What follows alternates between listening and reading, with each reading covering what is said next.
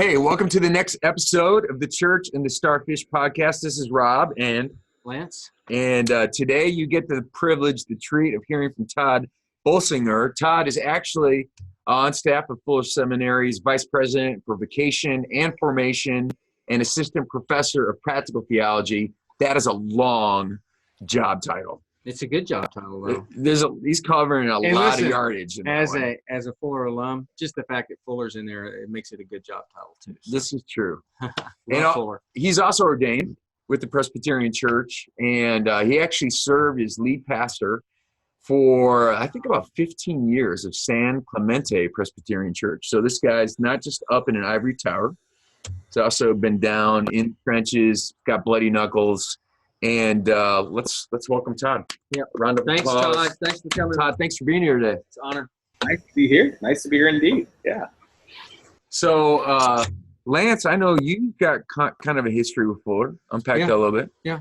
Well, I did the Masters of Global Leadership. I was in the third cohort of that thing. So, back when they were still, I guess the accreditation organization was trying to figure out whether this online stuff was legit or not. So that was a long time ago. So, and now I'm way behind in my D-Min program too. So anyway, gonna get a demerit. So Kurt Frederickson shows me his teeth every time I see him. And I'm like, I know, I need to catch up. So, well, Tod, tell us a little bit of your story. How did you land at Fuller?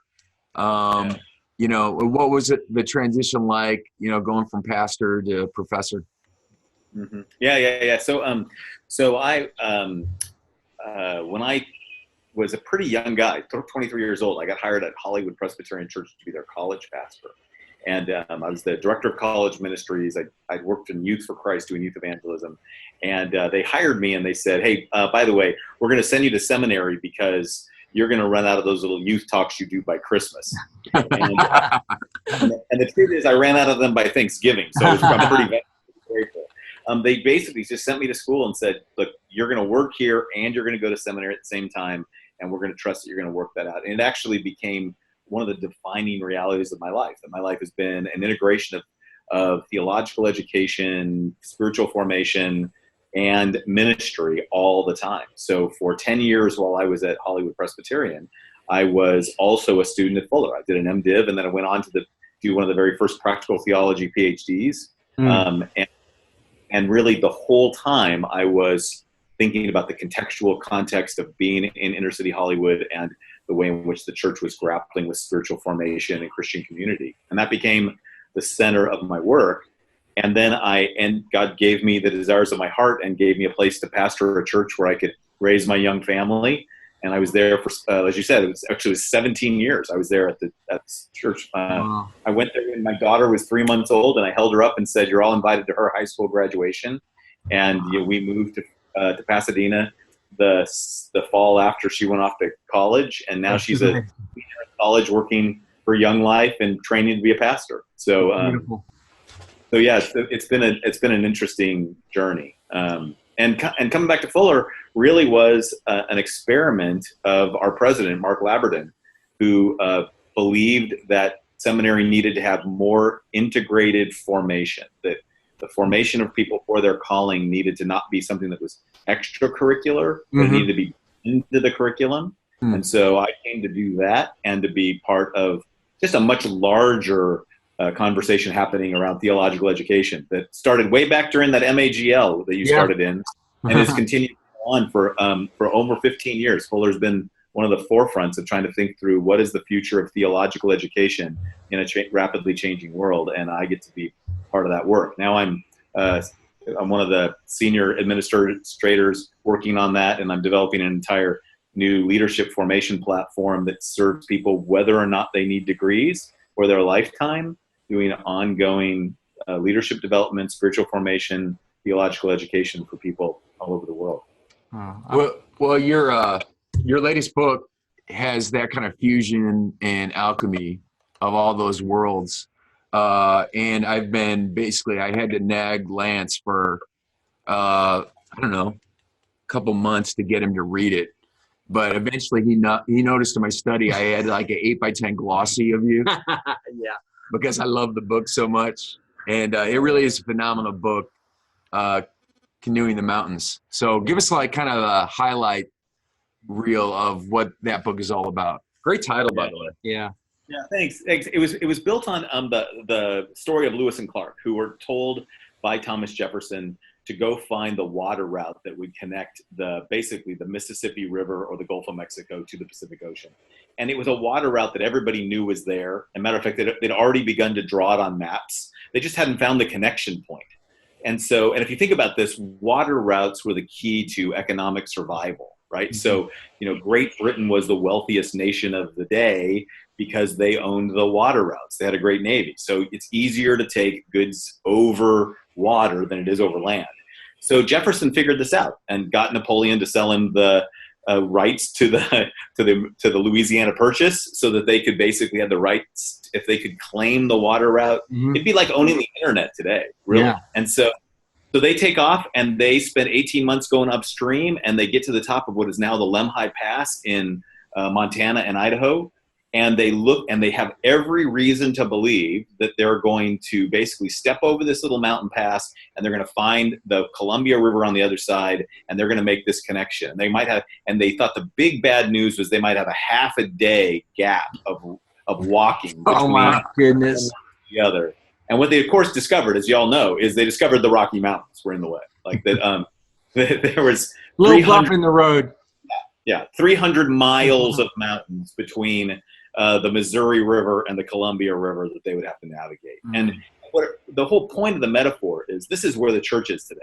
Mm. We have been told that everything in front of us will be exactly like it was behind us, that if you're really, really good at running rivers, you're going to be fine. You just need to paddle harder. Mm. And what we found is that the entire world has changed, that the future in front of us is completely different than the past behind us, that we were trained for rivers and not mountains, and we need to reframe the entire way that we think about leadership formation and missional training and ministry training in a post-Christendom world. And that the world behind us was this Christendom world where Christianity had home court advantage. And today we live in a pluralistic world where Christianity is at most one faith amongst many people, the vast majority of which are people who are spiritual but not religious. Mm-hmm. Well, the core message of the book really, it resonated with both Lance and I. That's why we're doing this interview. Mm-hmm. And it really feels like it intersects in such a meaningful way the message that we're trying to get out. And Lance, why don't you kind of unpack a little bit the essence of the starfish and the spider? Yeah. So for anyone that's listening that's not familiar with this metaphor of the starfish and the church, or the starfish and the spider, it starts with a book that Ori Brofman wrote, I think about 10 or 11 years ago, 2008. The metaphor is that if you cut the head off of a spider, it dies. But if you cut a leg off or cut a starfish in half, it actually multiplies. Now, both of these have similar structures. They both can move around pretty decently. But the spider kind of represents the hierarchical leadership. We're kind of like everything, all the eggs in one basket of one leader. And that can't create movement. It's not sustainable. And so the starfish idea is it really centers on the way that in our minds and in our theology, the way that Jesus really planned for the church to operate and function. And definitely, Tod, your work and your voice and the things that you said, definitely that you have to say about leadership folds right into this. Your metaphors, mountains and the core discovery, and same story. I mean, same message as far as us. And so we're really happy to have you here to speak into this. Really, just vital, as you said. I mean, we don't have home field advantage anymore as the church, and what got us here is not going to get us where we need to get for the future. I mean, to speak to what you're saying, it's like church leaders have been enculturated into that kind of spider-like hierarchical mindset. And what's required for the future we're walking into is going to be a much more adaptive starfish type leadership. And before we get into things sort of conceptually, we like to basically start with personal narrative. And so we're just going to ask you to go ahead and put yourself out there. And I want to ask you a question that may be a little uncomfortable, but I think will be a place that of meaning for a lot of people that are listening. And basically, we're wondering if, kind of reflecting back on your story, where have you seen yourself, probably not intentionally, but found yourself complicit with a spider-like type of leadership, where you've kind of find yourself in a moment and you're going, I may actually be the problem here. The way I'm leading isn't actually releasing, it's maybe inadvertently oppressing. Can you think of kind of a moment in all your years as a pastor where you could see that really clearly? And what did you learn from that? Yeah. No moments at all. Actually, I've just got 15 years of doing It's just been smooth sailing, right? No, but that's actually. So here's one of the things I would say to you about this is the spider model that Ori Brockman and his colleague talked about is actually the dominant model of Christendom.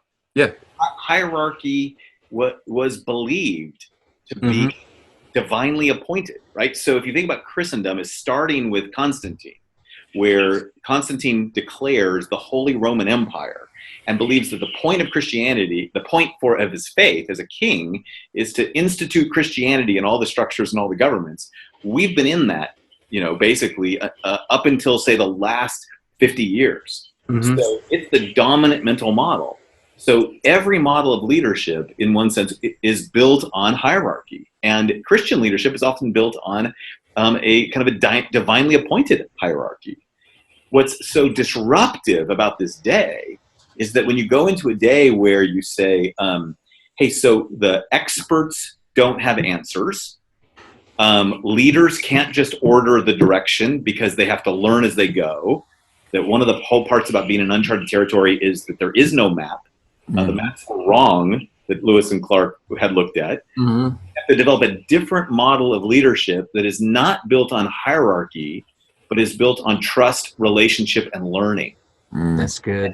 And so part of what you're recognizing is why there's this great overlap is that in a post-Christendom world, and in a world where we are no longer on the map and we're in uncharted territory, what absolutely has to happen is a different style of leadership that is able to release and empower every person who's part of the mission to see themselves as having agency and capacity. So it's a much more transformational view. And that's actually one of the reasons why I've been a fan of the book you guys are referring to for the better part of the decade. And because it's absolutely, I cite it in Canoeing the Mountains because it's a really important work. So you asked me about my own experience. My own experience is always. I saw you trying to dodge that there. So the classic story I tell in the book is actually one of the reasons, and people sometimes miss the point of this story, is our church was doing great by every measure. We had featured in a book about 15 Presbyterian churches in the state of California that were growing. There were only 15 that had sustained growth. We were one of them. We had doubled our size. We had built a bunch of buildings. We had seen all kinds of life come to the church. And we had a year where we finished the year with an extra $100,000, which for some churches is nothing, but for us was huge. And we basically asked the question, what should we do with $100,000? Since God's been so good to us, something really energetic and really engaging and really, innovative. And what I got was an entirely burnt out leadership team who said, we should just put that in the bank. We don't know what's going to come and we're tired. And I couldn't figure out why, if all the markers were going in the right direction, right? Everything, as they say, is like going up and to the right. It's all going up. It's all going up. Why were people so discouraged and so demoralized? So I brought a consulting group in to do a bunch of work. And they basically, what they came and told me was, you guys are doing great, but our biggest problem we have with you is everybody here, all they do is talk about you. Wow. They're talking about the church doing great because you're leading them and you're the leader and they're thrilled to have you and they're afraid you're going to leave and it's all about you. And I don't know if you meant to build the church all around you, Wow. But it's about you. And I wanted to throw up. I mean, my doctoral work was on Christian community. Wow. And here I was, a freshly minted PhD in spiritual transformation and Christian community. And my leadership style was about making everything about me. Wow. So in that moment, it did actually blindside you. Oh, it wrecked me because, and part of it is because I really believed that I was following Ephesians 4. I was equipping the church for this, for ministry. I was empowering lay people. I'm a Presbyterian. We believe in the priesthood of all believers. Right. So what I didn't realize was my default training in leadership was this old hierarchical model that our older members thought was dynamic leadership, but it led people to be passive, led them to believe that the one person put it this way, which is everybody here believes they are participating in your ministry. Wow. At San Clemente Presbyterian Church. And that is not enough to sustain them. They want to participate in God's ministry. Yeah. That's like strangling the whole life of the church down to one man. That sounds like a brilliant satanic strategy. So that really did cut you off at the knees then, I'm sure. Oh, yeah. Yeah, basically the consultant looked me in the eye and I said, okay, so what do? I hate this. He goes, well, 3 things. You got 3 choices. Number 1, do nothing. They love you. You'll be great. These folks are burned out, but other people will be happy. They'll cheer you on. 10 years from now, you'll leave and the church will just collapse. But you'll be fine. They'll think of you as the glory days. Oh, God. Yes, that's no good. He said, second thing is you could leave.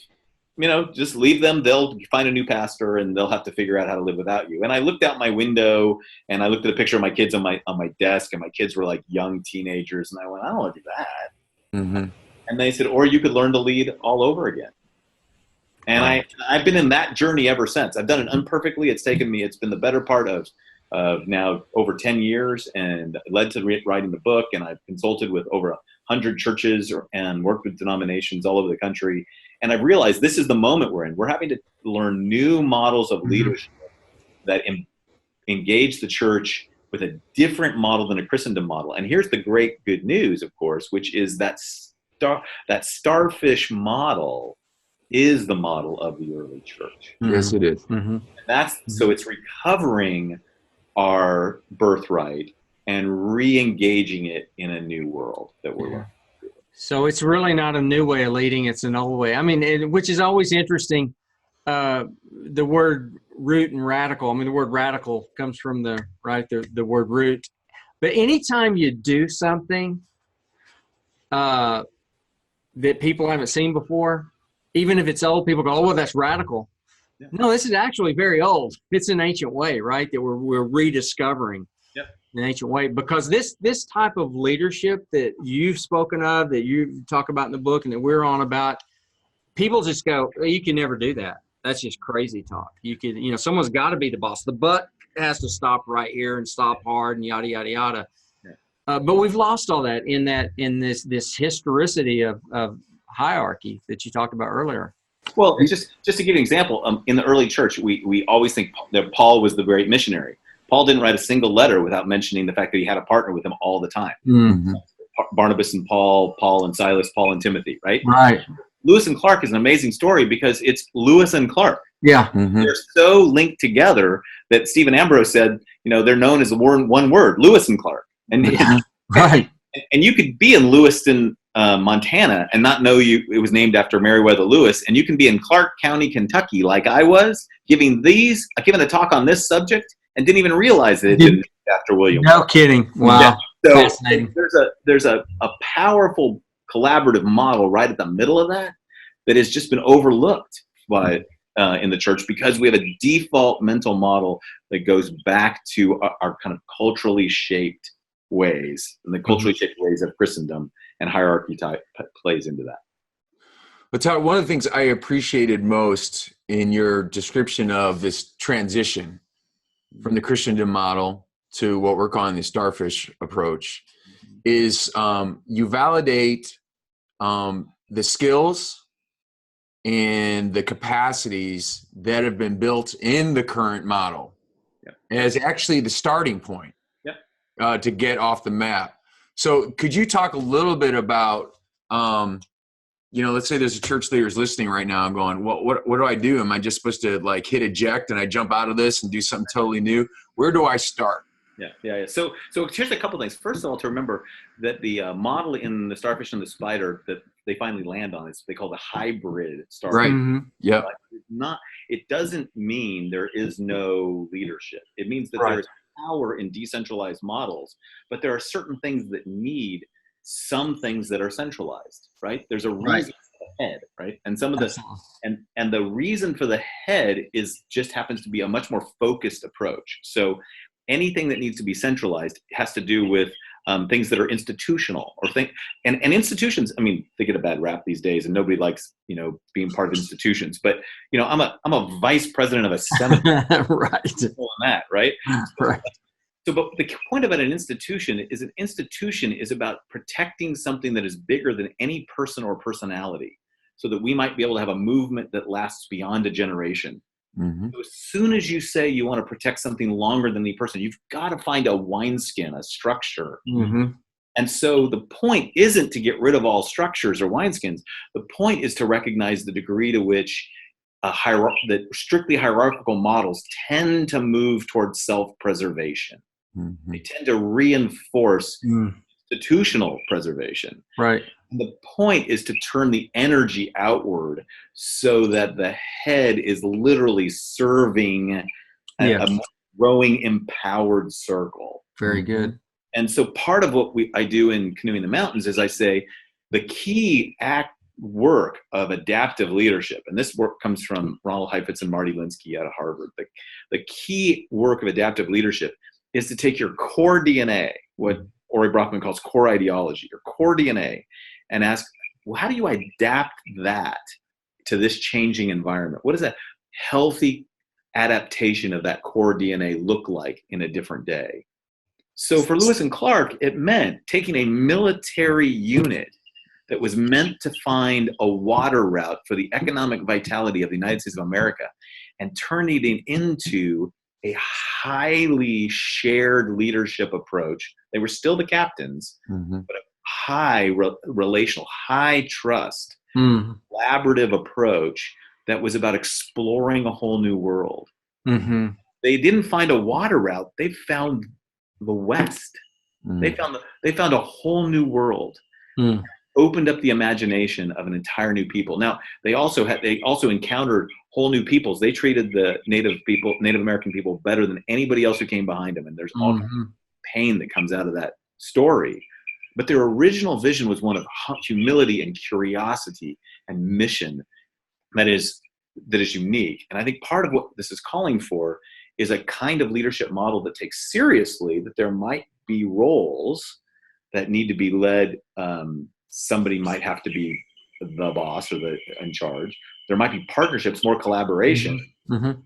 My wife and I have a completely shared marriage. Never once in 30 years of marriage have I ever said, I'm the husband, that's why. We've been able to figure that out. You're not the boss of her. No. And and people say, oh, who breaks the ties? I'm like, it's two people. It's not like it's right.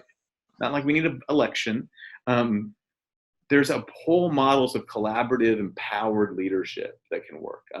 Stanley McChrystal talks about this in his book called Team of Teams. Yeah. In the military, they had a radical reorientation of the way in which they function as a team of teams instead of a command and control model. Yeah. It's happening in every industry. It's happening in every place. It is.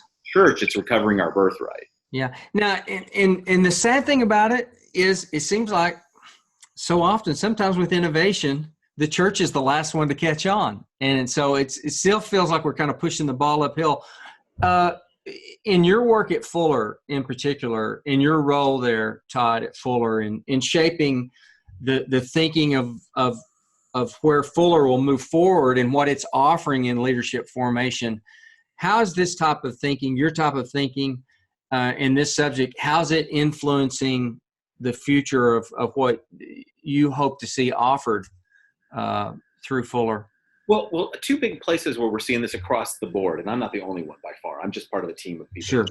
Right. But one of the parts is acknowledging that core ideology is about core values, and it's about getting really clear on what will never change. So it's developing a deep sense of identity and spirituality and spiritual formation. So one of the parts we try to hold on to is how do you lead the pastors of the future, the organizational leaders, the Christian leaders of the future, to get really, really clear on what we believe and why, what is our mission, what should never change about us. So there is a reason for teaching our theology, our biblical tools, our way of thinking, our bringing to bear.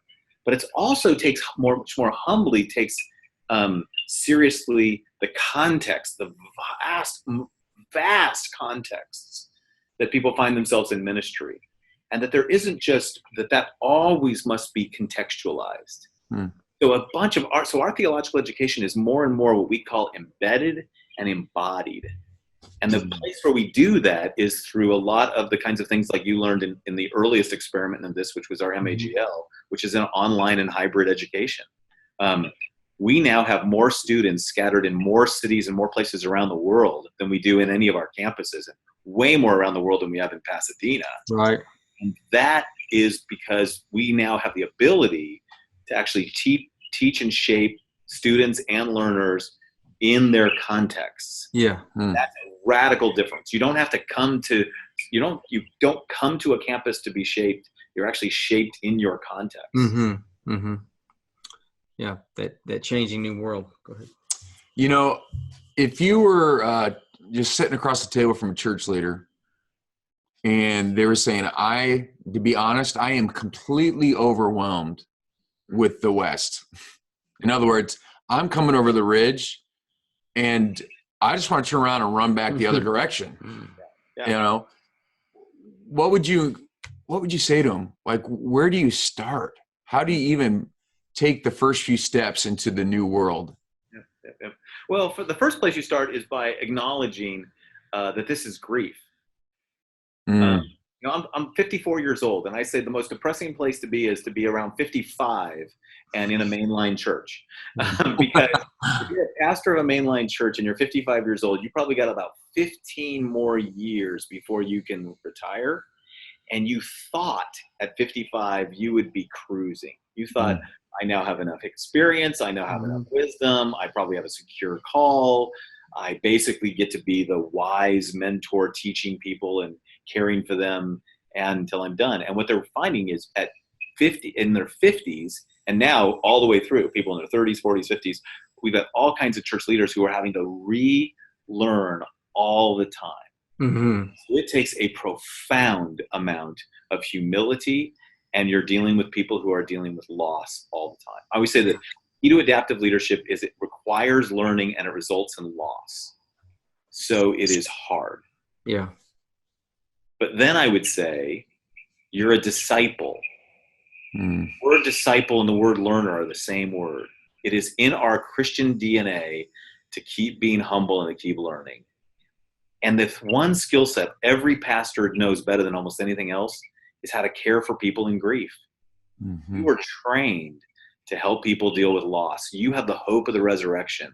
The problem is you think you're supposed to deal with individuals who are going through grief. And today you're actually dealing with organizations and communities and churches. And your ability to help people deal with loss with the hope of the gospel, your ability to use empathy and hope, that combination is exactly what your church needs as you lead them into uncharted territory. So you have the skill set, but it's going to require your own adaptation of your own ongoing transformation. That's excellent. So you've worked with 100 or so churches, you've said. Like, share with us some hopeful stories. Like, what are some examples you've seen of churches really pivoting off the map into new territory, moving away from hierarchical leadership to empowering starfish type leadership? What are some of the things that really encouraged you? What does it look like? So I would basically put it this way. I think we're in the phase of this. If after 1,500 years of Christendom, we're in the first 50 years of a post-Christian world, we're talking about really early shoots. Yeah, it's like a few seconds on the clock, right? We're talking about really early shoots popping up through the pavement here, right? So I say that not as a defense, but as a way of trying to give perspective. Probably the most the most difficult part I have is when I get a young pastor who says to me, looks at me and goes, wait a minute, you're saying my whole life is going to be about this? Oh yeah, and your kids too, probably. Yeah, like we've got a couple of generations worth of work in front of us. Right? So, which is really biblical, right? You know, I mean, we got whole histories in the scriptures of a couple of 100 years spent, 70 years in captivity, 200 years in, 70 years in exile, 200 years in captivity. Yeah. We got all kinds of stuff, 400 years of Egyptian exile, right? So it's like, oh, great, I get to be the exile. Yeah, this is the era he dropped me in. Yeah, exactly. And the answer to that is, like this is our charge. This is our call. Very insightful.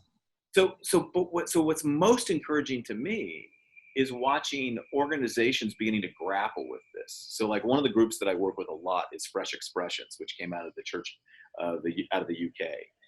You know, right out of the UK, grappling with just the free fall of their church. When Leslie Newbigin in the 1970s came back from India, and he got back to the United Kingdom, and he said the paganism in England is worse than I discovered all my years in India.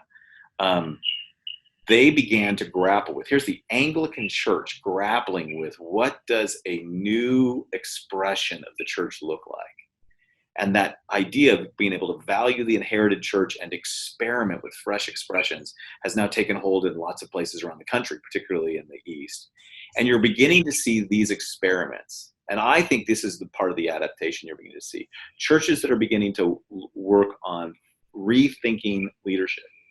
In our seminary, almost every person who comes to our seminary comes as a person who's in the middle of some kind of vocational experiment. They're either working at a church already, or they're working as bivocationally. I don't even like to use that term, but people understand. Right. They're participating in church plans and new models of ministry, new models of worshiping community. I mean, there's just a lot of innovation happening that is disrupting the church. Yes. And to me, at the moment, the church experienced this as disruption. I don't think they experienced this as success, right? So I would say that if we're crossing over the Lemhi Pass, we're still in the first few minutes of despair. Now we look at, what does it look like? I have to also say, the growth of the church in the majority world, the growth of the church, people don't know this, but the United States has has a higher level of religiosity than, say, Europe, mostly because of immigration. When you recognize that it is the Pentecostal church of folks coming in from around the world. It is Christians immigrating. It is the Latinx church. It is the vibrancy of the African-American church. It is all these places. It is dominant white mainline culture that I've come out of that is in decline and struggling. There's lots of places in the world where there's still way more vibrancy. And they were way ahead because they weren't dominant in Christendom and they weren't trained in Christendom. They're way more adaptive today. Yeah. Yeah. That's very good. Wow. This has been fantastic. Yeah. A treat. Yeah. In the words of one theologian, it's gold, Jerry, gold. Thank you so much. Let's say someone's looking to find more about you or your books. Where can they find you on the internet? What's the best place to go? I think if you just Google my name, Tod Bolsinger, it usually comes up. So I do have a blog that bolsinger.blogs.com that I do some work on. But mostly, most of the stuff that I'm doing comes at, and you can certainly find me at Fuller Seminary, which is where I love being part of this community. My work is anchored in it, and a lot of the work that I do in both research, I teach doctoral students in leading change, and I get to work with churches and emerging leaders all over the world. So it's quite a wonderful place. So I want to say personally, I'm very grateful for the work that you've done, and it's spoken to me in a time of transition, and it's been sobering and honest and difficult, but also hopeful and inspiring and practical. And I'm very grateful. So thank you. Yeah. You're really welcome. My pleasure. Yeah. Appreciate you, Todd. And next time I get to Pasadena fairly often, I'll buy you sushi or whatever you want. So love to visit with you. You got it. Be great. Okay. Well, grace and peace. Thank you, Thanks, Todd. Todd.